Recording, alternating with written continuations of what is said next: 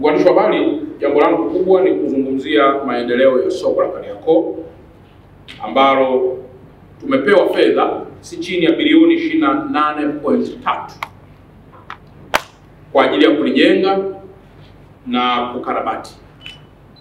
Ninayo furaha kuambia kwamba mpaka sasa soko letu limeshafikia 98%. Ni kazi chache sana zimebaki, ikiwa pamoja na kujenga fence ambayo ilikuwepo katika mkataba wa awali ili soko letu libaki kuwa nadhifu. Yapo machache ambayo ningelipenda kufafanua kabla sijaeleza taarifa za ndani. Mtakumbuka kwamba ndani ya soko letu kulikuwa kuna wafanyabiashara wa aina tofauti. Na kwa bahati nzuri sana, wakati wa kusanifu upya soko hilo, Mheshimiwa Rais alisisitiza kwamba tusipoteze uhalisia wa soko kutokana na wale wote ambao walikuwa wanafanya biashara katika soko hilo. Kwa mantiki hiyo, maelekezo yake yote yametekelezwa. Kilichofanyika mpaka sasa, wafanyabiashara wa biashara za aina zote ambao walikuwepo ndani ya soko hilo la Kariakoo watarudi baada ya masharti kuzingatiwa. Jambo la msingi ni kwamba tunaliita soko la kimataifa. Lazima ule umataifa uweze kusadifu soko letu. Kwa hiyo wale wafanyabiashara wote waliokuwepo awali walihakikiwa wamekwisha sajiliwa katika mfumo wa Tausi na wamekwisha pewa maelekezo maalum, moja ikiwa ni kujaza mikataba, lakini mbili ikiwa ni kujiandaa sasa kulipa kodi kulingana na bei za soko, lakini tatu kufanya biashara sasa kama ambavyo wamepangiwa, na jambo la nne tumejitahidi sana kwa avoid madalali ambao kwa miaka mingi walikuwa na vyumba zaidi ya 5, 10, 3, alafu wao ndio wanafanya kazi ya kupangisha wengine na kupandisha bei. Kwa serikali itasimamia bei ili kuhakikisha kwamba wote wanamudu, lakini zaidi pia bila kukiuka misingi ya bei ya soko kulingana na maeneo yote ya Kariakoo namna wengine wanavyochaji. Sambamba na hilo, ili soko letu pia libaki katika taswira pia kimataifa, yapo baadhi ya maduka ambayo yataratibiwa upya kwa kutangazwa katika mfumo wa Tausi ili wafanyabiashara wale wenye nguvu waweze pia kuomba kufanya biashara katika soko hilo. Hoja yetu ya msingi ni kwamba kwa kuwa ni soko ambalo linachanganya sifa za wafanyabiashara wakubwa, wakati na wadogo, basi ni muhimu wafanyabiashara wakubwa ambao watahudumia wafanyabiashara wengine wadogo wakawa sehemu ya soko la Kariakoo. Kwa hiyo management ya soko la shirika la masoko ya Kariakoo, naye hapa mtendaji atatoa taarifa ya namna walivyojipanga kuhusiana na haya maduka machache au sehemu zinginezo za kibiashara, zikiwa ni sehemu za chakula, sehemu za ofisi na sehemu zinginezo za kuuzia kama viatilifu na sehemu zinginezo. Ataonesha namna ambavyo soko hilo na sehemu hizo zitatangazwa na kuratibiwa. Pamoja na haya yote, kwa kuwa soko wakati linaungua halikuwa na bima, tumesisitiza pia kwamba katika kodi ambayo itakuwa inalipwa ni muhimu sana pia kuzingatia bima ambayo lazima soko kabla halijaanza kufanya kazi tuhakikishe kwamba limekatiwa bima kutoka kwenye insurance maalum, ili in case kwa baadaye ukiwa na hitilafu basi bima iweze kubeba mzigo huo. Lakini jambo jingine ni masuala ya ulinzi na usalama kwa ujumla. Tumesisitiza kwamba kwa kuwa soko hilo la kimataifa na la kisasa, lazima pia kufunga mifumo ya kamera itakayosaidia kubaini mienendo ya wale wote wazuri na wale wote wabaya wanaokusudia ama kuwa na wizi ama kufanya majaribio ya aina yoyote katika eneo hilo.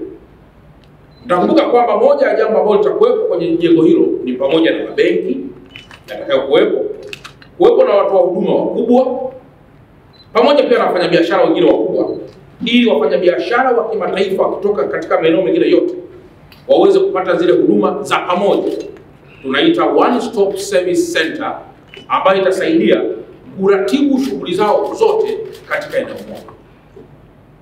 Baada ya kusema haya, nikiri tena kwamba tunamshukuru sana Mheshimiwa Rais wa Jamhuri ya Muungano wa Tanzania kwa kumlipa mkandarasi zaidi ya 96%, na kwa mantiki hiyo ni kiasi kidogo sana ambacho kimesalia ili kuweza kumaliza kabisa deni. Hii ni pamoja na mkandarasi mjenzi na mkandarasi mshauri, kwa maana wale waliokuwa kushauri kuhusu mwenendo wa ujenzi wa soko la Kariakoo.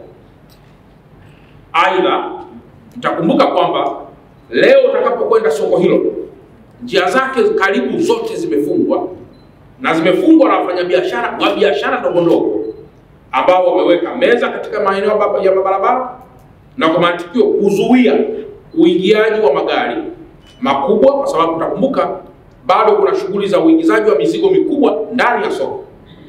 Nitoe rai kama ambavyo nilitoa rai katika moja mkutano wangu hii juzi kwamba uongozi wa wafanyabiashara wa biashara ndogo ndogo eneo la Kariakoo waanze kufungua barabara hizi ili magari yaanze kupita, na mwisho wa siku soko litakapozinduliwa usiwe kuna hitilafu ya aina yoyote kuhusu kuingia ama kutoka kwa barabara zinazoingia ndani ya soko. Wafanyabiashara hawa wapo watu watakao niuliza watakwenda wapi? Wafanyabiashara wote na hasa hizi biashara ndogo ndogo katika lile soko jipya ambalo limejengwa, tumeratibu management ya shirika la masoko Kariakoo wataeleza. Tumeratibu kadri unavyozidi kupanda kuanzia floor ya kwanza kwenda mpaka floor ya 3 mpaka floor ya 4. Kutakuwa kuna vijiduka vidogo vidogo ambavyo ndivyo ambavyo wafanyabiashara ndogo ndogo watapanga bidhaa zao. Sasa natoa muda wa wiki 2 ili uongozi wa machinga katika eneo la Kariakoo waweze kukaa na wafanyabiashara wa biashara ndogo ndogo, wawaeleze kuhusu adhima ya serikali na namna ya kufungua njia, ili kila mmoja abebe mzigo huu kwa kufungua njia, ili mwisho lisije likawa soko ambalo halina tija kwa uwekezaji mkubwa ambao umekushafanywa sasa. Mwisho, kutokana na umuhimu mkubwa wa soko la Kariakoo, Mheshimiwa Rais pia alielekeza shirika la nyumba kuingia ubia na wafanyabiashara na wale wenye nia njema ili kuweza kuongeza zaidi huduma za maduka kwa wafanyabiashara. Nitumie nafasi hii kumshukuru tena kwa dhati Mheshimiwa Waziri wetu wa Ardhi Deo Ndejembi Mbunge kwa kulisimamia hili vizuri na kikamilifu, na kwamba leo utakapopita katika maeneo yote ya Kariakoo utabaini kwamba Wizara ya Ardhi kwa kusaidiana na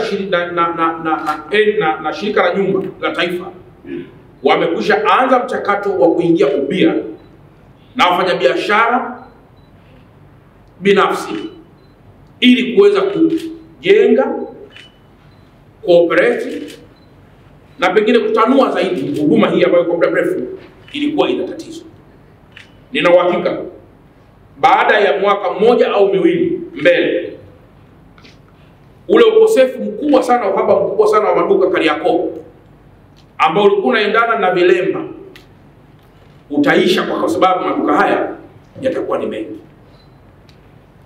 Lakini jambo jingine pia mtakumbuka pia Mheshimiwa Rais katika kutanua pia huduma, tulipata wawekezaji waliowekeza katika pale ilipokuwa stendi ya zamani ya mabasi Ubungo na kuzalisha kitu kinachoitwa East African Logistics Center, ambapo pale patakuwa pana maduka na muda sio mrefu patazinduliwa, ili pia kuruhusu huduma ndani ya mji wetu kufanya kazi kwa ukamilifu.